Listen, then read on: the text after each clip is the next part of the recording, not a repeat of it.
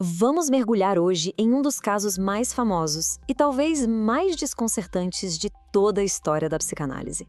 A história impressionante de Daniel Paul Schreiber.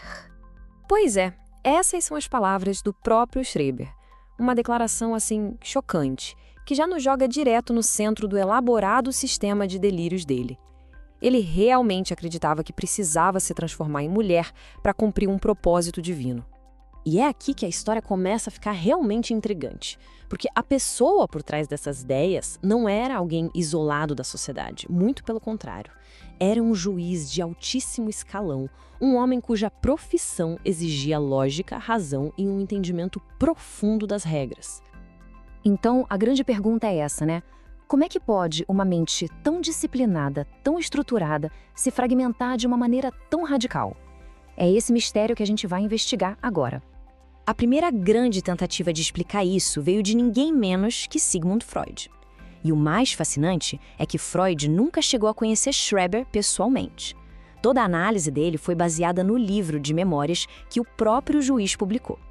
Freud, ao ler os relatos, percebeu um padrão muito interessante. O perseguidor inicial de Schreiber era o médico dele, o professor Flechsig.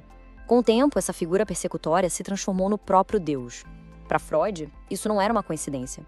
Eram, na verdade, substitutos, disfarces, para uma única e poderosa pessoa na vida de Schreiber.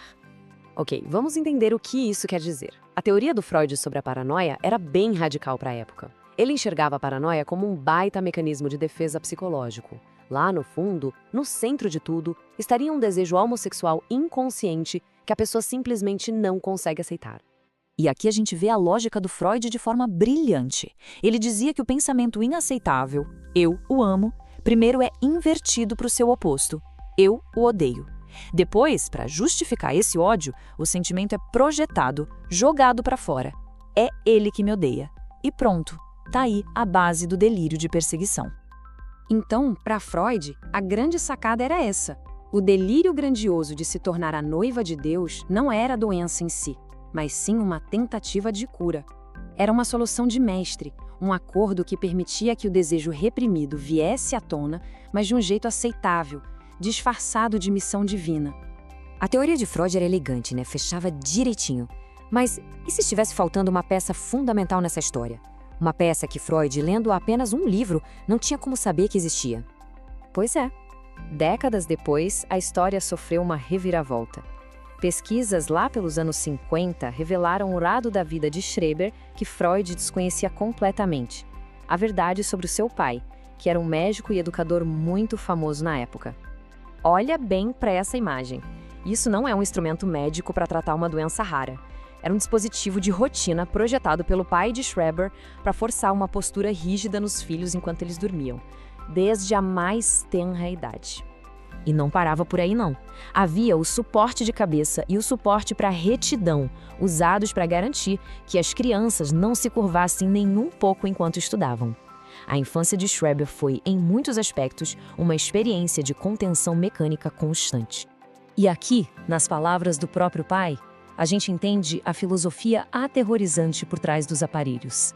O objetivo era bem claro: esmagar a vontade da criança, impor uma submissão absoluta e eliminar o que ele chamava de natureza primitiva. Com essa informação nova e devastadora, o caso todo precisa ser reexaminado. A explicação de Freud ainda se sustenta? Ou será que existe uma outra interpretação possível? Aqui a gente coloca as duas grandes teorias lado a lado, e a diferença é gritante. De um lado, a explicação de Freud, toda focada em conflitos sexuais internos. Do outro, uma nova perspectiva que enxerga a psicose de Schreiber não como um conflito, mas como o eco direto de um trauma real e insuportável. Sob essa nova luz, os símbolos do delírio de Schreiber ganham um significado completamente novo.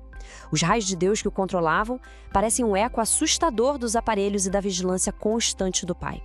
A emasculação deixa de ser sobre sexualidade e passa a ser sobre a aniquilação da sua vontade. E a transformação em mulher talvez tenha sido a única forma de ressignificar essa submissão total como um ato sagrado e não apenas como impotência. E isso nos deixa com a pergunta que, até hoje, define este caso. Estaríamos olhando para uma mente doente como a medicina da época acreditava?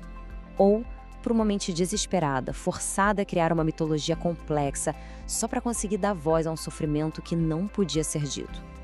O caso Schreiber permanece um mistério, um testemunho da incrível complexidade da nossa mente diante do trauma.